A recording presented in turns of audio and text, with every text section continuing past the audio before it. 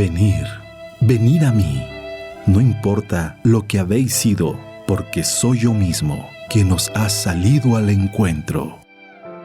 Te llenarás de gozo al contemplar cómo el amado se desvive por sus criaturas.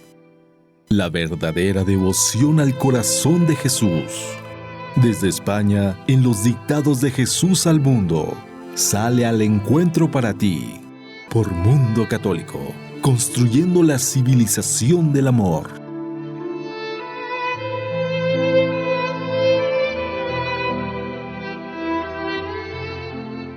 Buenas noches, queridos amigos de Radio Cronos y del Corazón de Jesús. Un día más, desde nuestros estudios de España, lanzamos a las ondas nuevos mensajes de Jesús y de María. Mensajes de amor, de enseñanza, mensajes de confidencias íntimas de su corazón, con los que hemos ido aprendiendo y conociendo cada vez más profundamente sus corazones. Y esperamos que hoy, con estos nuevos mensajes que hemos preparado para este programa, que podamos todavía conocer un poco más este Sagrado Corazón de Jesús, que tan lleno está de esa profundidad de amor, que por más que intentamos y que oramos y que nos confiamos a Él, seguimos todavía sin poder entender en toda su magnitud. Tenemos en nuestros estudios a Óscar. Hola, buenas noches, José Antonio. Y Marisa. Hola, buenas noches. Muy bien, que como siempre van a hacer toda la parte técnica y sobre todo van a aportar todas sus meditaciones, pensamientos y sentimientos, ¿no? tan valiosos para ayudarnos a seguir, como decíamos antes, profundizando más en el amor del corazón de Jesús.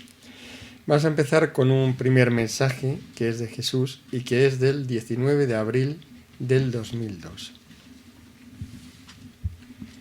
Mira, hija, te dirán, es imposible. Dios no baja del cielo, deja su cielo y viene así, en esta forma tan humilde.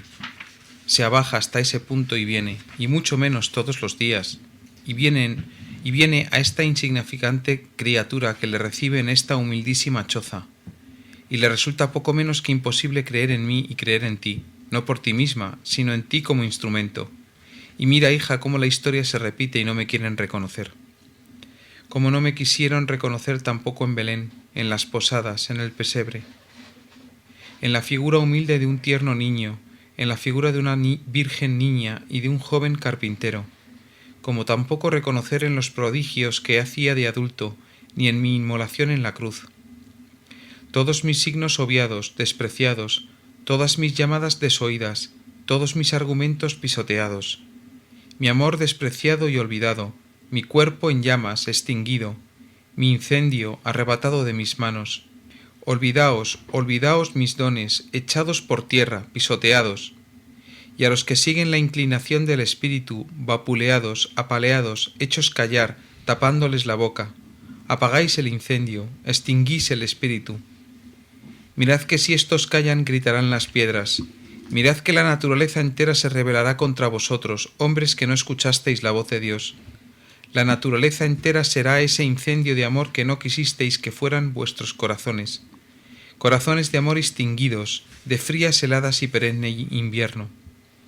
Mira que si estos callan, gritarán las piedras. Burla, burla y sonrisas, sonrisas por doquier al encontraros con esto. Miradas burlonas, meneos de cabeza. Quien diga que esta hija está loca, la locura caiga sobre él. El Espíritu de Dios está sobre ti. Jesús, no maldigas así a quienes digan que estoy loca. Son malditos, tú no puedes evitarlo. Mira, tú ya te das a ellos en esta forma y te haces para ellos semilla que luego pisan. Pero ellos no te quieren reconocer como semilla, no como mártir de esperanza, del amor. No ven en ti mi obra, no ven cómo me comunico a ellos a tu través. No ven. Solo se quedan con la apariencia externa, se quedan con frases aisladas que sacan del contexto. Hija, no te quieras inmolar por ellos, porque no tienen solución. Consiste en cerrar y cerrar y cerrar todas mis puertas, todos mis canales de vida, todas mis llamadas. Consiste en acallar mi voz y no hacerla llegar al pueblo, en matar a mis arquitectos. Y ellos, peones inservibles, quieren ponerse a construir el reino sin órdenes, sin mando, acallando la voz de su patrón. que les mostró los planos a seguir, derruyendo lo bueno que ya estaba construido y en su lugar levantando escombros. Sí, con apariencia de obras buenas y magnificencia, escombros que de un soplo serán derrumbados. Mira, ¿no ves cómo no tienen base? ¿Qué reino queréis construir sin mis cimientos? ¿Qué reino se puede levantar que tiene por base el odio a la Eucaristía, la burla de mi madre, el escarnio del Papa?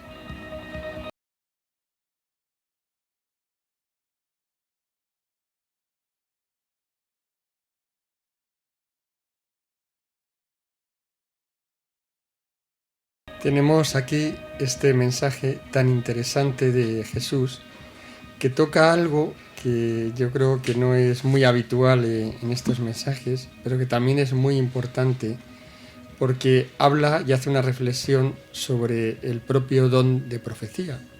Y está hablando pues de estos propios mensajes que él da, de este canal y de este instrumento que él ha querido utilizar, de esta misión del profeta, y va un poco pues explicando, sobre todo doliéndose, es tal vez un lamento, ¿no?, de cómo la voz del profeta es rechazada incluso por la propia Iglesia, sobre todo por la propia Iglesia, ¿no?, que eso es lo que realmente le produce el dolor, ¿no?, porque el que está alejado, el pagano, pues bueno, para él se le da esta voz, pero es más lógico, ¿no?, que le cueste más el poder llegar, ¿no?, pero lo que le duele realmente es que sea su propia Iglesia pues quien rechace y tape y extinga la voz profética, ¿no?, el carisma extraordinario con el que él viene a ayudarnos y a darnos nueva fuerza y nueva luz en nuestra situación actual, ¿no? Bueno, tal vez sí convendría, antes de comentar el mensaje en sí, un poco pues hablar tal vez del contexto, ¿no? O sea, este mensaje, bueno, pues se entiende por el contexto, pues que está hablando del propio caso de Marga. Se puede aplicar, como siempre, todos estos mensajes, bueno, pues de una aplicación más general. Podría valer también para cualquier profeta, incluso de cualquier época histórica y por supuesto, pues cualquier profeta actual. Pero bueno, parece que en principio pues se dirige a ella, ¿no? Y está hablando pues de su misión profética. Pues va describiendo que es un profeta pues sencillo, pequeño, y debe ser así, porque bueno, pues sabemos, por lo que dice la introducción del libro, pues que es una mujer, madre de familia, dedicada a su casa. No parece que tenga estudios así, ni bíblicos, ni teológicos, ni nada de esto. O sea, que una persona, pues como cualquier otra, por tanto, pues a los ojos de los demás, pues que tiene una persona pequeña, sencilla, sin nada especial, ¿no?, sin ningún talento especial, ¿no? Y bueno, pues lo que viene a decir es que efectivamente, y también en eso, pues es cierto que este libro con estos mensajes pues ha sido recibido y aceptado por mucha gente y ha dado muchos frutos en muchas personas, pero también ha sido despreciado por otros muchos, y eso es cierto. Ha sido muy bien recibido por muchos sacerdotes, pero también otros sacerdotes pues tampoco han querido saber nada, o directamente han dicho que los carismas extraordinarios pues que no son para ellos. Entonces, bueno, pues sí que hay, y es cierto, ante esta profecía, pues esta voz profética, pues hay indiferencia, hay rechazo, y bueno, pues de alguna forma lo que viene a decir Jesús, y es tal vez lo doloroso, es que la razón del rechazo no está en que el contenido en sí sea malo o sea herético o haya algo que sea dañino, ¿no?, para la fe, sino lo que nos hace señalar Jesús y para que nos demos cuenta es que, y se den cuenta, ¿no?, aquellos que tienen esa actitud, lo que les dice es: rechazáis esto no en sí por el contenido, que deberíais de rechazar si efectivamente hubiera algo incorrecto o algo no apropiado en contra de la doctrina, sino por la forma que Dios ha elegido y el instrumento que ha elegido, ¿no? Y lo que viene a decir es: pensáis que Dios no puede elegir este tipo de instrumentos tan sencillos, tan simplones, y que por tanto pues que no son dignos de prestarles atención, ¿no? Y eso es lo que Jesús corrige y le duele, ¿no?, que Él es el Señor y elige a quien cree conveniente. Y además, curiosamente, a lo largo de la historia, pues los profetas, incluso desde el Antiguo Testamento hasta ahora, pues siempre ha sido, es muy difícil, yo diría casi imposible encontrar un profeta que realmente tenga muchos talentos de por sí, ¿no? Alguien que sea brillante, intelectual, con mucho conocimiento, es muy raro, mínimo. Yo no sé si hay algún caso así excepcional. ¿A quién elegía el Señor? Pues a lo mejor a pastores, ¿no? Pastores ignorantes, y le nombraba profeta y le ungía como profeta para ir allí al templo a hablar a los sacerdotes. Y si vemos ahora también, pues en este último periodo, siglo XX, por ejemplo, las apariciones de la Virgen María, pues siempre elige normalmente niños, entre los más sencillos, los que menos pueden conocer, pero por otro lado pues son las más sencillas, que van a recibir y acoger aquellas palabras que ella le quiere decir, y para que se las lleven a su iglesia, ¿no? Que es un poco lo que pasa siempre en estos casos. Por tanto, pues es una constante, que es que el Señor elige quien quiere, y normalmente pues eso, los instrumentos más sencillos, más humildes, para que se vea que la obra es suya, ¿no? Y precisamente pues el dolor del Señor es ese rechazo, porque elige un instrumento sencillo y hay burlas, ¿ves? La verdad es que en algunos aspectos es dramático, ¿no? Cómo él va doliéndose, ¿no? De estas burlas, estas risitas, decir, jojo, esto, ¿cómo es posible, ¿no? Que esto tan así pues pueda llegar a través de alguien que no sabe, ¿no? Sí, a mí me ha llamado la atención eso precisamente, ¿no? La comparación entre la época en la que vivió Jesús en la tierra y esta época, ¿no? Dice, como no me quisieron reconocer tampoco en Belén, en las posadas, en el pesebre, que quien no quiso reconocer a Jesús en Belén, en las posadas, en el pesebre, en lo pobre, ¿no? En la figura humilde de un tierno niño, en la figura de una virgen niña y de un joven carpintero.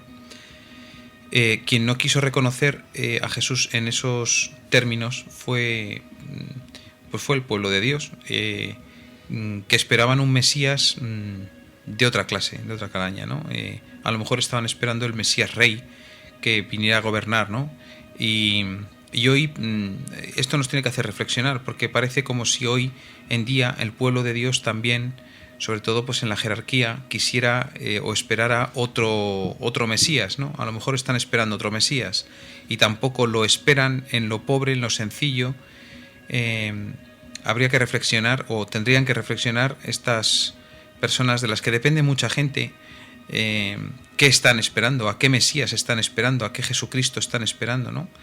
Qué esperan que sea la Iglesia, cómo piensan modelar la Iglesia a su imagen y semejanza, ¿no? Y no a la que Dios espera de ella, ¿no? En lo pobre, en lo sencillo, en lo humilde, no sé. Yo lo que me he fijado es que Jesús al final del mensaje dice que todo lo que se base en no estar centrado en la Eucaristía, en no querer a la Virgen, en no seguir al Papa, pues van a ser cosas que se derrumben, ¿no? Entonces, como una pista de cuáles deben ser los pilares de los arquitectos, que también habla por ahí de cómo deben ser los arquitectos, ¿no? Del nuevo reino. Y son esos, ¿no? Yo creo la Eucaristía, el amor a la Eucaristía, el amor a María y la fidelidad al Papa. Sí, efectivamente muy, muy importante, porque ahí es donde está la clave, y probablemente este libro claramente pues va en esa línea, desde luego en la defensa de la Eucaristía, la Virgen María, bueno, pues que la hemos podido conocer, pues todo el amor y el trabajo que hace por nosotros, ¿no? También había un mensaje, recuerdo que hablaba de las enseñanzas del Papa, y decía, se refería en concreto a Juan Pablo II, que era la época cuando se daba este mensaje, y decía, ir a los documentos de lo que ha escrito el Papa Juan Pablo II, porque ahí lo tenéis todo, ¿no? Yo hay una cosa tal vez, bueno, por aclarar y para que todo el mundo pues lo sepa, ¿no? Que en este tema profético, o sea, en realidad es la Iglesia quien tiene llamémosle el derecho y la obligación también, las dos cosas. O sea, tiene el derecho, solo ella es quien puede discernir, pero también tiene la obligación de discernir todo este tipo de dones extraordinarios, ¿no? Y por tanto, si no lo hace, ¿qué ocurre? Pues que si por omisión no hace este trabajo, pues lo que puede ocurrir es que el don extraordinario o el carisma extraordinario, pues que se pierda. se pierda o se tuerza y no llegue a dar el fruto para que el Señor nos lo ha dado, ¿no? Porque todo carisma tiene que ser acogido dentro de la Iglesia, guiado y dirigido y gobernado desde la Iglesia. Pero claro, cuando no se desprecia y simplemente pues se le deja allí abandonado, pues lo más probable es que esto pues no llegue a dar el fruto que tenía pensado el Señor.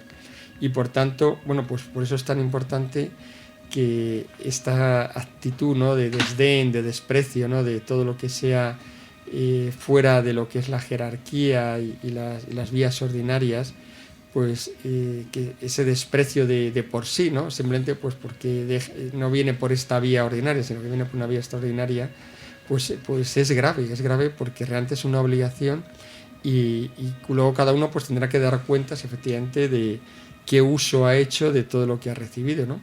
Igual que también puede ocurrir, y es cierto que está pasando, pues que también hay muchas cosas aparentes como carismas extraordinarios que no lo son, ¿no? Y que son también pues engaños del demonio y cosas de estas, pero por eso mayor razón pues para poder discernirlo y poder dar una orientación pues al resto del pueblo, ¿no? Yo tal vez hay la reflexión luego que hacía más profunda es tal vez pues el examen de conciencia que tenemos que hacer todos, ¿no? Aquí yo creo que sería un poco para todos, ¿no?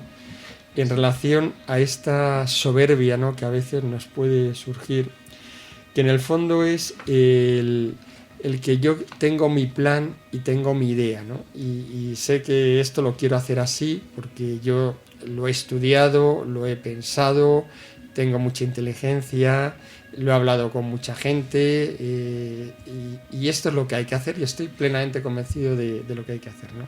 Entonces ahí hay ese punto de soberbia, que es que cuando alguien viene a decirnos que no es así, o cuando realmente nos llega la palabra del Señor por distintas vías, la que sea, pues esta vía extraordinaria, o puede ser también en la oración, ¿no? Cuando uno en la oración de repente pues se da cuenta que no, que el Señor no quiere esto, que quiere otra cosa distinta. Entonces qué importante es y qué peligroso también de dejarse llevar por la soberbia y terminar haciendo tu plan. Y hablo aquí de planes todo espirituales y apostólicos y planes relacionados con la evangelización. O sea, no estoy hablando de planes mundanos, ¿no?, o terrenales, ¿no?, sino hablo de todos estos planes que todos tenemos, ¿no?, de ayudar a la Iglesia, de llevar la fe pues a nuestros hermanos. Pero qué distinto es cuando esto se hace pues en plan de soy yo el que lo pienso y el que lo hago, a cuando hay verdadera docilidad y se deja entrar al Espíritu y se deja que nos cambien los planes, ¿no?, de lo que nosotros teníamos previsto, porque desde luego el plan de Dios está claro que va a ser infinitamente mejor, ¿no? Y en esto pues también tenemos que hacer este examen de conciencia. Yo conozco casos donde a lo mejor pues ha habido alguien que ha rezado, que ha pedido pues que me dé luz en este tema o que me digan qué tengo que hacer, ¿no? Y ojalá pudiera yo saber qué quiere el Señor, ¿no? Y conozco algún caso donde pues a lo mejor vía también carisma extraordinario o vía alguna locución, pues a esta persona le ha llegado un mensaje con lo que Dios quería. O sea, de esto que siempre decimos, a ver si Dios me hablara en este momento y me dijera por escrito, a ver, pues yo conozco casos donde a lo mejor pues le ha llegado a esta persona y le ha dicho, pues esto, ¿no? Has preguntado, pues esto es lo que yo te digo. Y bueno, pues hay casos que la gente pues la coge muy bien, pero hay otros casos donde de repente la gente se rebota y se enfada y dice, no, pues esto no puede ser, esto no lo puede decir Dios, pues esto no sé qué. Y hay un rechazo profundo.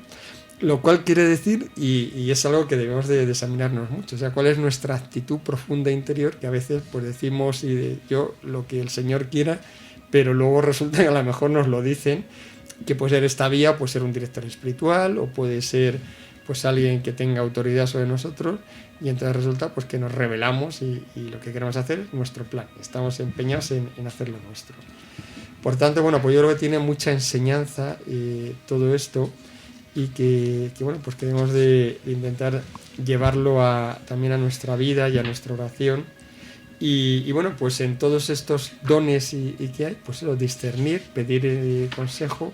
Y cuando tal vez la última pregunta sería, bueno, y cuando la Iglesia no quiere discernir porque no asume esa obligación que tiene de discernir extraordinarias, pues bueno, al final ahí siempre hay vías pues para, a través del discernimiento personal, de la oración y siguiendo las propias reglas que la Iglesia ha establecido, ¿no? De cuáles son los frutos, de cuál es el contenido que hay allí, de cómo es este instrumento, ¿no? Si hay realmente coherencia, santidad y docilidad en su vida, pues también podemos tener un juicio, por lo menos privado y personal, que nos ayude también en este tema, ¿no?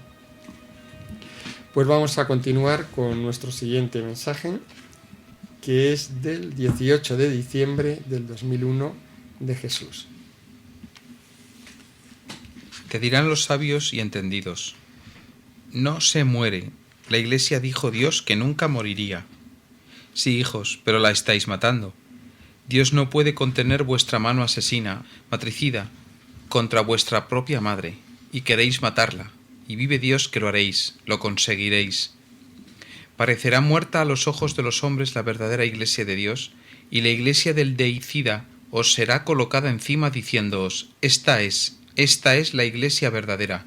Ha cambiado con los tiempos tremendos que tenemos, se ha hecho al tiempo en el que estamos, y por fin se hace una con el pueblo, olvidando riquezas y pobrezas, olvidando diferencias, y ya no impone duras cargas, porque por fin su verdadero espíritu ha salido de su interior. Por fin sus mandamases han dejado actuar en ellos al verdadero espíritu, y este es el resultado, una Iglesia con el pueblo. Pero hijos, oh blasfemia, que a la Iglesia de Dios la compararon con las hordas del malísimo, que todo se oscureció tanto hasta el punto de que no se supo ver al demonio mismo infiltrándose en sus filas. Madre mía, Madre de Dios que amas a tus hijos, no los abandones en esta hora difícil donde las haya, donde serán relegados los buenos, los verdaderos, al rincón, para luego, perseguidos y pisoteados, ser llevados a la muerte. ¿Qué es lo que quiere el que es asesino? Matar por fin a Dios y a todos sus seguidores. Pero mira cómo esto nunca podrá ser, porque Dios no muere, porque la Iglesia triunfa de sus adversarios.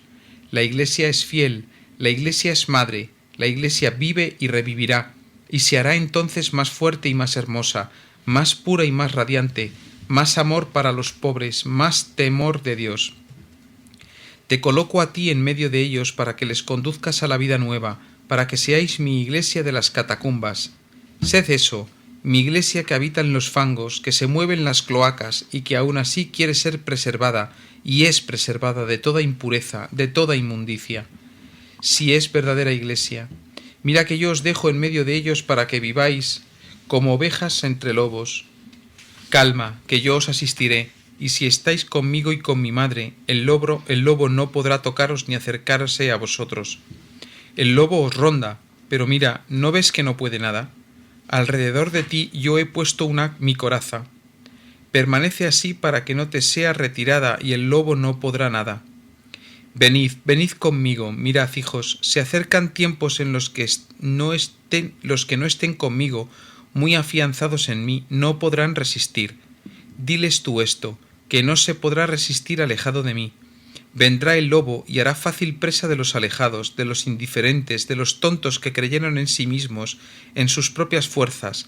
Hará presa fácil de los que se abandonaron en sus pasiones. Cuidado, hijos, cuidado. Venid todos por la senda que yo he querido trazaros. La he construido para vosotros, hermanos. ¿No es hermosa? ¿No es hermosa para vuestros ojos? Oh, qué hermoso camino. Venid conmigo. El que no está conmigo está contra mí.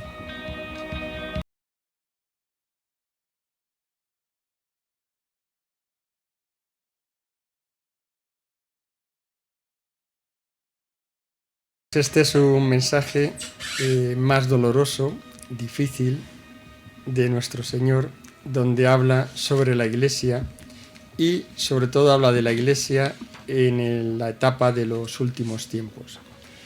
Y es doloroso, bueno, pues porque Él lo va diciendo, ¿no? Habla de traición, de asesinato de la Iglesia, de persecución de los hijos de la Iglesia por otros hijos de la Iglesia. Y bueno, pues yo me gustaría, antes igual que empezar a comentar el mensaje, yo creo que aquí es importante, me gustaría acudir primero al catecismo, porque en el catecismo habla precisamente de este tema. O sea, esto es algo que ya la Iglesia está en la Escritura también habla de este tema, y la Iglesia pues en su magisterio pues lo ha recogido en el catecismo. Entonces el catecismo hay 3 puntos donde habla de la etapa final de la Iglesia, o sea, viene a decir qué ocurre en estos últimos tiempos con la Iglesia. Entonces lo voy a comentar porque yo creo que merece la pena y además aclara mucho, y sobre todo también confirma que lo que está diciendo aquí Jesús no es de repente pues un invento que sale por ahí, ¿no? y que se acaba de inventar, ¿no? Lo que está diciendo aquí es algo que ya conoce la Iglesia, lo que está haciendo es recordarnos esto, pero desde luego pues está ya enseñado por el magisterio, ¿no? En concreto, el punto es el 675 del catecismo, se llama la última prueba de la Iglesia. Entonces nos va diciendo el catecismo: antes del advenimiento de Cristo, se refiere ya a la segunda venida, la Iglesia deberá pasar por una prueba final que sacudirá la fe de numerosos creyentes. La persecución que acompaña a su peregrinación sobre la tierra desvelará el misterio de iniquidad bajo la forma de una impostura religiosa que proporcionará a los hombres una solución aparente a sus problemas mediante el precio de la apostasía de la verdad. O sea que fijémonos cómo es clavado exactamente lo mismo que nos está diciendo el Señor. O sea, el Señor, ¿qué nos dice aquí? Pues nos dice que habrá un momento que se pondrá la iglesia del deicida, o sea, del asesino, será colocada encima. Y entonces se dirá, esta es la iglesia verdadera. Han cambiado los tiempos, han cambiado con los tiempos tremendos que tenemos, o sea, con estos momentos tan difíciles, pues hemos cambiado la iglesia. Se ha hecho ya una con el pueblo, olvidando riquezas y pobrezas, olvidando diferencias, y ya no impone duras cargas, porque por fin su verdadero espíritu ha salido de su interior. O sea, lo que nos está diciendo, que es justo, se entiende perfectamente por lo mismo que nos dice el catecismo. Dice, al final habrá una prueba tremenda, terrible, donde esa persecución que ha ido teniendo la Iglesia a lo largo de toda su historia, pues al final se agudiza, ¿no? Y hay un momento final donde hay un misterio de iniquidad, ¿no? Que esto lo habla mucho San Pablo de ello, ¿no? Y este misterio de iniquidad es que habrá una impostura religiosa, es decir, una iglesia, algo que es falso, ¿no? O sea, una religiosidad que es falso, que proporcionará una solución aparente a sus problemas mediante el precio de la apostasía de la verdad. O sea, al final habrá una iglesia que, renunciando a la verdad de Cristo, a la auténtica verdad, pues dará esa solución aparente, ¿no? Que es un poco por lo que va contando aquí, ¿no? Ya aparecerá como que ya ahora ya todo es maravilloso, todo es fácil, por fin tenemos la iglesia verdadera. Eso sí, hay que traicionar pues todo lo que es la tradición de la iglesia, ¿no? Y luego continúa este mismo punto, dice, la impostura religiosa suprema es la del anticristo, es decir, la de un pseudo-mesianismo en que el hombre se glorifica a sí mismo colocándose en el lugar de Dios y de su Mesías. Por tanto, bueno, pues hace también esta referencia y efectivamente todo este final y esta etapa de últimos tiempos, pues no se entiende si no va también asociado pues ese último asalto final que es el del anticristo, donde pues habla también de que incluso parecerá muerta, ¿no? O sea, que realmente parecerá que la iglesia pues ha sucumbido, por lo menos la iglesia verdadera, ¿no? Y esto es lo que también hay otro punto del catecismo, que también en el 677, 2 puntos más allá, dice también, la iglesia solo entrará en la gloria del reino a través de esta última Pascua en la que seguirá a su Señor en su muerte y en su resurrección. El reino no se realizará, por tanto, mediante un triunfo histórico de la iglesia en forma de un proceso creciente, sino por una victoria de Dios sobre el último desencadenamiento del mal que hará descender desde el cielo a su esposa. O sea que fijémonos lo que dice aquí tan fuerte el catecismo. O sea, lo que dice es que la entrada en este reino que ya hemos hablado otras veces, eucarístico, mesiánico, etcétera, se hace a través de una Pascua donde igual que el Señor pasó por la muerte y resurrección, la Iglesia tiene que sufrir algo similar a lo que Él sufrió en su pasión. O sea, tiene que morir, estar aparentemente muerta y por último resucitar ya para una gloria mucho mayor, ¿no? Así que, pues bueno, lo que dice aquí, pues encaja también perfectamente, ¿no? Que es lo que nos dice el Señor, ¿no? Que habrá esta persecución, este asesinato, ¿no? Pero aquí también el Señor pues nos garantiza lo que ya dijo en el Evangelio y se lo dijo a Pedro, que las puertas del infierno no prevalecerán. Pero lo que sí ocurrirá es que tendrá que ser una iglesia, pues eso, como dice aquí, que habita en los fangos, que se mueve en las cloacas, pero que será preservada de toda impureza y de toda inmundicia, o sea, de todo error en la doctrina. Y esta iglesia pues será la verdadera iglesia, escondida, aparentemente muerta porque no se verá públicamente, pero que permanecerá allí y que resucitará, pero a través de la acción de Dios, o sea, que no será en este caso por la fuerza del hombre, sino que será la actuación de Dios la que permitirá esto, ¿no? Y es que además, juzguen nuestros oyentes, no sé si en México ocurrirá esto, pero vamos, en España, pues no debe quedar mucho, porque esto que dice Jesús aquí de la iglesia del pueblo, esta descripción de cómo será la iglesia, o cómo llamarán, o cómo querrán vender a la iglesia al pueblo de Dios cuando se haya convertido en la falsa iglesia, pues es que no debe de quedar ya mucho para que ocurra, porque es que escuchando a muchas personas hoy dentro de la iglesia, pues no es nada difícil encontrar este tipo de mensajes, ¿no? La iglesia del pueblo con el pueblo. Yo me canso de decirlo, pero es que no hago más que escuchar esto, ¿no? Cómo se habla tanto del pueblo, de casi, pues eso, la teología de la liberación, que tanto arraigo ha tenido en el mundo hispano, ¿no? Y que viene a decir esto, ¿no? Una con el pueblo, ¿no? Sí, una con el pueblo, pero sin olvidar la verdadera enseñanza y sin olvidar lo que nos ha ido enseñando Jesucristo de toda la vida, ¿no? Y sin olvidar, por supuesto, al propio Jesucristo. Sí, a mí me hace gracia la frase esta de ya no impone duras cargas, ¿no? Que eso traducido es bueno, ya no hay pecado y ya no hay que confesarse, o sea, más o menos, y ya se puede bueno, hacer cada uno lo que quiera. Me sé yo de muchos que van a disfrutar mucho con esa iglesia. Bueno, yo tal vez por cerrar este mensaje me quedaría también con otro tema que es lo que él nos habla al final también del último párrafo y que yo creo que es lo que deberíamos de aplicarnos. Lo que dice es, viene el lobo, pero afianzaros en mí, porque si no estáis afianzados en mí, pues no podréis resistir. Entonces va dando toda esta descripción, ¿no? Y que hará fácil presa, pues eso, los que están alejados, indiferentes, los tontos que creyeron en sí mismos, ¿no? Pusieron su fuerza en sí, que en esto hay que entenderlo, o sea, puede haber gente pues religiosa con mucha fe, pero que toda su fuerza son ellos mismos y lo que yo hago y entonces mi voluntad y mi esfuerzo y todo esto, pues efectivamente hay que tenerlo, pero la confianza y el entendimiento de que el Señor es quien nos salva, entonces que hay que colaborar con Él, pero es Él quien nos salva. Entonces, si no estamos unidos a Él y estamos centrados en nosotros mismos y dándonos vueltas a nosotros mismos y todo lo que hacemos y dejamos de hacer, y etcétera, pues efectivamente seremos presa fácil. Por tanto, bueno, pues pongámonos manos a la obra en ese mayor unión con el Señor, en ese mayor conocimiento y amor a Él, para que ocurra cuando ocurra, que no lo sabemos, pero que pase lo que pase, pues que realmente podamos pasar hacia adelante y no ser devorados por el lobo, ¿no? Vamos a hacer un descanso musical y continuar.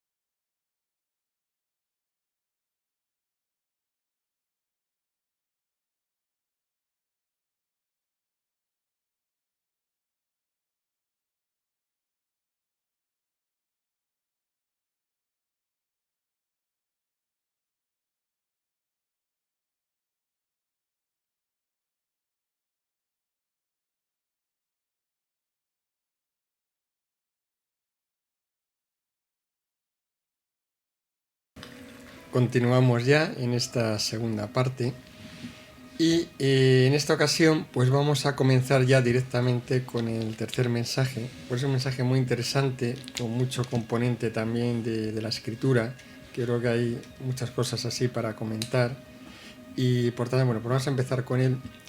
En esta ocasión va a haber dos mensajes que van seguidos. El primero es del 24 de noviembre del 2003 y el segundo del 29 de noviembre del 2003. Son de Jesús los dos. Apunta cómo será el reino nuevo. Ya no habrá más llanto ni dolor. La primera tierra ha pasado.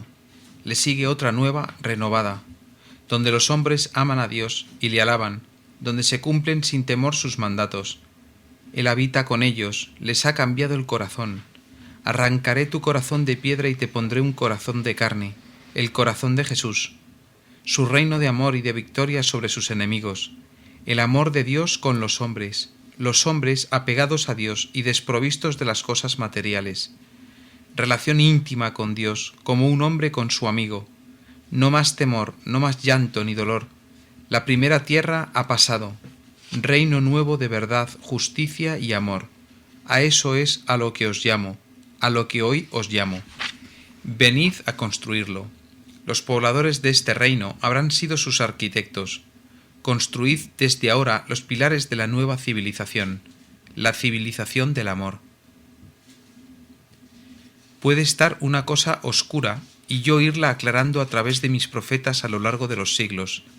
Ahora se os revelan muchas cosas nuevas, nuevas para vosotros, pues no alcanzáis a comprender su significado, bien por la dureza de vuestro corazón, bien porque os permanece muy velado hasta el fin de los tiempos, en los que yo voy retirando el velo.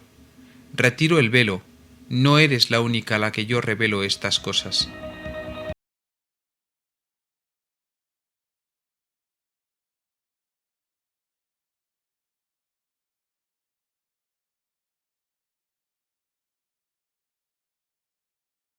Pues estos mensajes, que son unos mensajes llenos de esperanza, con un toque profético también muy, muy interesante, y sobre todo pues lo más bonito, y yo creo que a veces por lo que estamos deseando escuchar, y es pues este reino nuevo, esta tierra nueva, donde pues pasada toda la purificación, todo este periodo de la gran tribulación, significará que al final pues hay algo que es grandioso, que está en la Escritura, está en muchos sitios de la Escritura, y que es la gran promesa que nos hace el Señor, ¿no? Es como la gran esperanza con la que tenemos que transitar este periodo de tribulación, con la esperanza de que al final pues va a haber algo que es mucho mejor que lo que tenemos ahora, ¿no?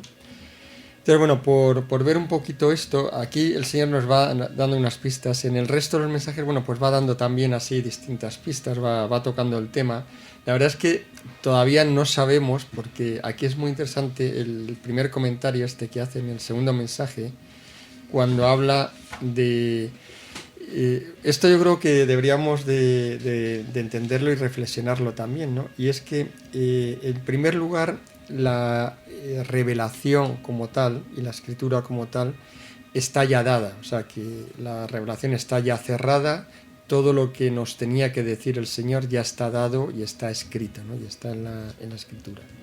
Ahora bien, el que esté dado no quiere decir que esté todo entendido, o sea que hay cosas de la escritura pues que están oscuras. De hecho, los mismos teólogos y la propia Iglesia pues lo reconoce así, o sea hay cosas pues que esto todavía no se sabe muy bien qué quiere decir, hay distintas interpretaciones, y lo que nos dice el Señor, bueno, pues que estas cosas yo las voy aclarando, y ahí sí que utilizo pues el ministerio profético, ¿no? A través de los profetas, pues muchas veces va explicando, aclarando cosas que ya están en la Escritura, y como nos dice, nuevas para vosotros, pues no alcanzabais a comprender su significado. Bien, porque esto permanece muy velado hasta el fin de los tiempos, en los que yo voy retirando el velo. De hecho, hay cosas que tampoco tiene interés saberlas antes de tiempo, ¿no? Entonces hay muchas cosas que el Señor las vela y quedan ahí hasta que, llegado el momento de su cumplimiento, y que ya es importante que el pueblo de Dios pues conozca de qué se trata, pues entonces se va retirando ese velo y entonces el Espíritu Santo también va actuando, ¿no? Y va, aparte de los carismas extraordinarios, las locuciones, los profetas, pues luego el propio Espíritu Santo va iluminando las mentes y los corazones de los teólogos y del pueblo sencillo, para que se pueda ir entendiendo pues todo esto que al principio pues quedaba bastante oscuro, ¿no? Estoy pensando, por ejemplo, algo que se entiende muy bien, y es el libro del Apocalipsis, que es un libro donde, bueno, mucha gente todavía, y donde hay un gran... mucha gente que lo ha estudiado, muchas opiniones teológicas, muchas escuelas de interpretación, y todavía pues no hay un acuerdo sobre exactamente ni siquiera qué periodo comprende, cuándo empieza, cuándo termina, si todo ha pasado ya o está por suceder lo que dice allí. Por tanto, es un libro que todavía está pendiente de su aclaración y de su cumplimiento. Bueno, pues como esto, también hay muchas otras cosas también en la Escritura. Por tanto, bueno, esta es una primera hipótesis y una primera forma de afrontar la Escritura, pues que tenemos que entender, y es que hay cosas que a lo mejor están entendidas o que aplican en una determinada etapa histórica, pero que tienen un cumplimiento luego posterior con más profundidad y con más fuerza, y entonces, bueno, pues que eso que quedaba velado al principio, pues ahora va quedando más claro, ¿no? Y desde luego una de estas cosas claramente es este reino que en el libro pues ha ido hablando en distintos momentos, este reino eucarístico, este reino nuevo, esta tierra nueva, este reino de amor o civilización del amor, como lo llama también el Señor en otros sitios, reino mesiánico también podríamos decir, porque este reino mesiánico en realidad era lo que esperaban los judíos. Lo que ocurre es que ellos mal interpretaron las profecías. En la Escritura, ahora no nos da tiempo, lógicamente, pues a ir tocando todas, pero en la Escritura del Antiguo Testamento pues está lleno de referencias a un reino mesiánico, donde iba diciendo un montón de características de ese reino mesiánico, ¿no? Todas pues muy buenas, pues habla de la paz, del amor que reinará, precioso, ¿no? O sea, ahí Isaías, por ejemplo, pues toca mucho esto, pero bueno, hay más sitios, ahora podemos comentar alguna cosa más, ¿no? ¿Qué ocurrió con los judíos o con el pueblo judío? Pues que ellos esa interpretación lo entendieron sobre todo como que en ese reino ellos eran los que iban a tener el poder y que iban a reinar ellos sobre todos los demás pueblos. O sea, no entendían que el Señor reinaba sobre todos los pueblos, sino que serían ellos los que, como eran el pueblo de Dios y el pueblo del Señor, el pueblo elegido, pues eran ellos los que iban en ese reino mesiánico gobernar, iban a tener el poder, y por eso esperaban un Mesías pues político con poder terrenal, con mucho poder terrenal, porque era el que tenía que ser rey de toda la humanidad. Y entonces, claro, ¿qué ocurre? Pues que eso que estaba muy claro, que ahora podemos ver muy claro, pues que en ese momento se malinterpreta y se entiende mal. ¿Qué ocurre? Pues que eso todavía no se ha cumplido. La verdad es que, claro, aquí también de nuevo hay interpretaciones, ¿no? Hay muchos que dicen, bueno, todas estas profecías mesiánicas del Antiguo Testamento pues se han cumplido con la Iglesia, ¿no? Y hablan de la Iglesia como cumplimiento de esto, lo cual es cierto, pero es cierto parcialmente. O sea, es cierto que todos los dones espirituales ya están aquí y han alcanzado su plenitud con la Iglesia. A través de la Iglesia recibimos todos los sacramentos y recibimos la vida de la gracia, ¿no? Con el bautismo entramos y nos hacemos hijos de Dios y alcanzamos la vida de la gracia. Por tanto, eso es cierto. Pero la plenitud de ese reino mesiánico todavía no se ha cumplido. Y para eso es tan sencillo como volver a leer todas estas profecías y darnos cuenta, cualquiera que vire al mundo en este momento no puede decir que este es un mundo, una civilización del amor, un mundo donde el león habita con el cordero, donde el niño mete la mano en la cueva de la serpiente y no le hará daño. Y esas son descripciones que da Isaías del reino. Y bueno, y en otros sitios, ¿no? Dice, no habrá armas, pues cada uno tendrá su propiedad y vivirán. Habla también de que vivirá un largo periodo de tiempo y la gracia de Dios inundará todo el mundo como el mar inunda el océano. Entonces todo esto, pues hombre, puedes decir, pues es que no se ha cumplido, o sea, está todavía por cumplir, y la palabra de Dios se cumple, ¿no? Entonces, tiene ese sentido, ¿no? Y es que al final, a medida que ahora pues se va acercando esta última etapa, ¿no? de tribulación, de anticristo, ¿no? De fin de los tiempos, pues todo esto se va aclarando y se va entendiendo, ¿no? Y se entiende pues que todavía no está cumplido y que habrá un momento donde se va a cumplir. El tema del reino está en más sitios, ¿no? Por ejemplo, Daniel, de concreto, aquí en el libro citaba porque el Señor empieza a hablar de este tema Marga, porque Marga ese día se había leído una lectura de Daniel, del capítulo 2, que va hablando de un sueño que él tiene, y es muy interesante porque en ese sueño él va hablando de una serie de reinos, y precisamente no lo voy a leer porque es un poquito largo, pero va viendo como distintas figuras, pero resulta que la última figura, dice, cae como una piedra de repente de la montaña, golpea la estatua y se convierte, queda destruida totalmente, ¿no? Y entonces luego Daniel, cuando le da la explicación, le dice, esto sí lo voy a leer porque coincide plenamente con esto, ¿no? Cuando dice, después de que han quedado destruidas las 4 estatuas anteriores, que eran 4 reinos que Daniel le ha ido explicando al emperador, le dice, en tiempo de estos reyes, el Dios del cielo hará surgir un reino que jamás será destruido, ni cederá su soberanía a otro pueblo. Pulverizará y aniquilará a todos estos reinos, y él subsistirá por siempre. Por tanto, aquí tenemos pues una descripción de algo nuevo que viene, que ya va a subsistir por siempre, porque ya esto llega hasta lo que sería ya el fin del mundo, este reino mesiánico, reino eucarístico, y que bueno, pues que hemos aquí confirmado también en la Escritura, ¿no? A mí no me deja de sorprender, la verdad, siempre que se habla de este tema del reino nuevo, ¿no? Estamos tan imbuidos, tan inmersos, ¿no? en este mundo, estamos tan acostumbrados, somos tan hijos de nuestro tiempo que la verdad resulta difícil, ¿no? Y bueno, pues siempre, la verdad es que me ayuda a pensar que no me mueve este reino, o sea, no me mueve eso, me mueve el amor a Dios, ¿no? Ojalá, y después, bueno, ojalá, esto ocurrirá, ¿no? Pero que será muy bonito, ojalá lo podamos ver, ¿no? Pero bueno, pues que no es esto lo que me mueve, ¿no? Me mueve el amor a Dios y tenemos que centrarnos también hoy en el tiempo que nos toca vivir, ¿no? Pero bueno, aparte de eso, sí que me gustaría llamar la atención sobre un tema que probablemente a algunos de nuestros oyentes esté rondándoles la cabeza, y me gustaría preguntártelo a ti, José Antonio, porque dice aquí, los hombres apegados a Dios y desprovistos de todas las cosas materiales, ¿no? Sale muy al paso de una herejía que está condenada por la Iglesia Católica y a la que se le denomina el milenarismo, ¿no? Que hay mucha gente, amigos míos y gente del trabajo, que confunden con esta segunda venida de Jesucristo, como si se viniese a decir que está condenado todo esto, ¿no? Pues a mí me gustaría que lo aclarases, no sé si hay tiempo o no. Sí, vamos, ya aprovechamos, ¿no?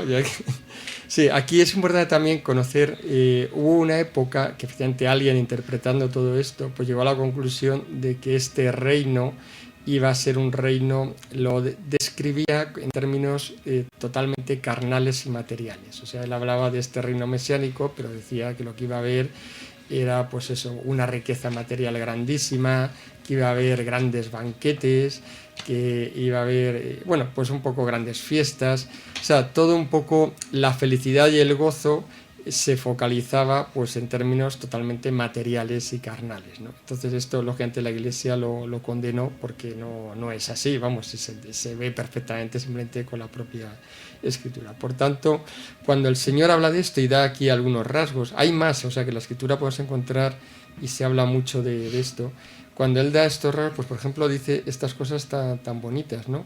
Dice, los hombres apegados a Dios y desprovistos de las cosas materiales, o sea, es decir, una vida intensamente espiritual donde la felicidad y el gozo del corazón es el propio Dios. O sea, lo que quiere decir que en este reino, lo hemos visto en otros mensajes, ¿no? Cómo la Eucaristía va a tener una fuerza tremenda y un papel preponderante, y donde se dedicará mucho tiempo pues a la oración, a la adoración, porque eso será la fuente de la alegría y de la felicidad, cosa que ya sabemos ahora. O sea, en realidad ahora, sí, lo que pasa es que bueno, pues tenemos una situación muy adversa, donde es muy fácil despistarse, pero claro, cuando eso cambie y realmente se instaure y el enemigo, y como dice también el Apocalipsis, que es que el demonio va a estar atado, por tanto no podrá tentar, eso ya ayuda mucho, ¿no?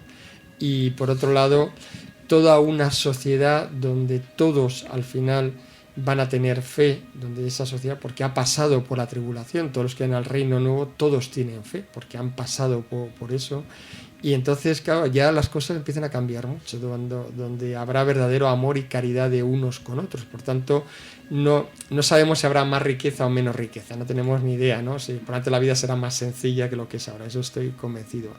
Pero esa riqueza estará bien repartida porque será el criterio del amor y del verdadero amor al prójimo, donde cada uno se sentía verdaderamente feliz de ayudar al prójimo y de ceder lo suyo para ayudar al otro, porque se siente lleno de Dios y eso pues le va a llenar de gozo y de alegría. Por tanto, será una situación donde no habrá, pues eso, dice, no más temor, no más llanto ni dolor, porque claro, cuando el hombre es verdadero amigo del hombre, pues ya deja de haber esas situaciones, ¿no? De todo, de enfermedad, de penuria, etcétera, etcétera, ¿no?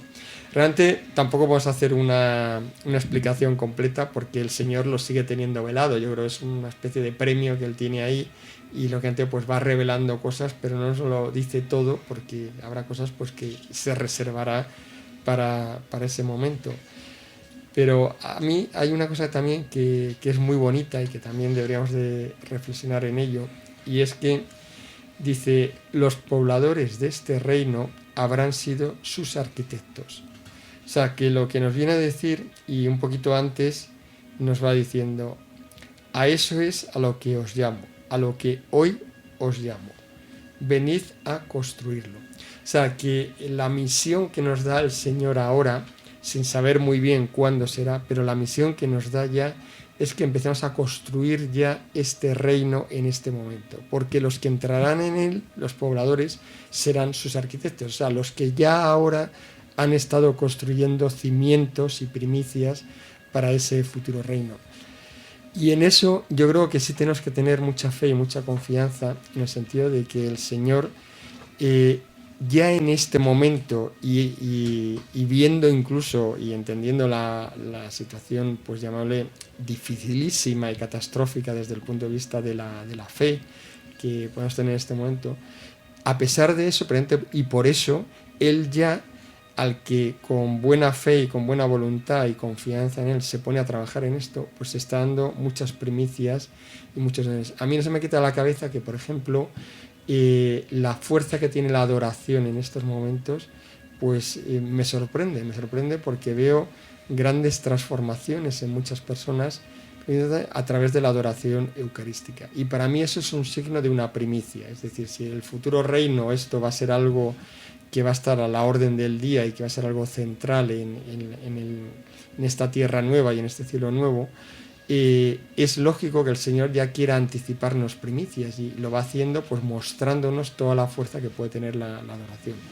Por tanto, bueno, pues pongámonos, acojamos esta llamada tan bonita y vivamos, que yo creo que también es muy importante. Yo creo que más que vivir con una imagen negativa y pesimista de este mundo, que es cierto que es así, pero nuestro corazón y nuestra mirada y nuestro horizonte deberíamos de mirar hacia ese reino futuro y por tanto vivir conforme a eso, es decir, vivir primero llenos de esperanza y luego vivir en nuestro corazón como vivirán los futuros pobladores de ese reino, porque ya ahora, con la ayuda del Señor, podemos empezar a vivir primicias, no la totalidad, lógicamente, pero sí que podemos vivir en nuestras pequeñas comunidades, en nuestras familias. Podemos hacer que nuestras familias sean verdadera familia modelo de lo que será en el futuro, ¿no? Familias adoradoras, familias con verdadero amor de unos por otros, familias donde el corazón de Jesús sea el centro, y entonces todo eso pues hará que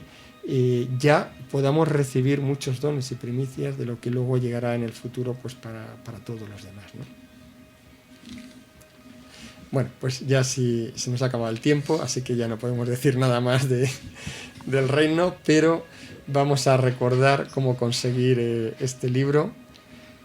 La dirección de correo electrónico donde podéis conseguir el libro es vdcjmexico@hotmail.com, vdcjmexico@hotmail.com, o bien podéis hacer llamando por teléfono al número 5559-0547, 5559-0547.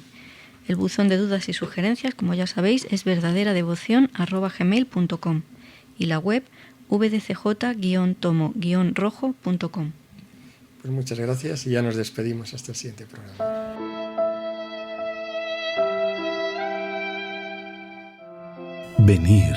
Venid a mí. No importa lo que habéis sido, porque soy yo mismo quien os ha salido al encuentro. Te llenarás de gozo al contemplar cómo el amado se desvive por sus criaturas. La verdadera devoción al corazón de Jesús. Desde España, en los dictados de Jesús al mundo, sale al encuentro para ti. Por Mundo Católico, construyendo la civilización del amor.